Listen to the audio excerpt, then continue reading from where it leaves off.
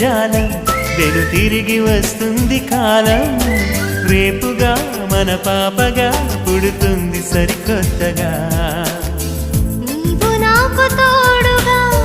నేను నీకు నీడగా ప్రతి రేయి తీయగా పిలుస్తోంది హాయిగా ఇలా ఉండిపోతే చాలుగా నువ్వంటే నాకిష్టమని అన్నది నా ప్రతి శ్వాస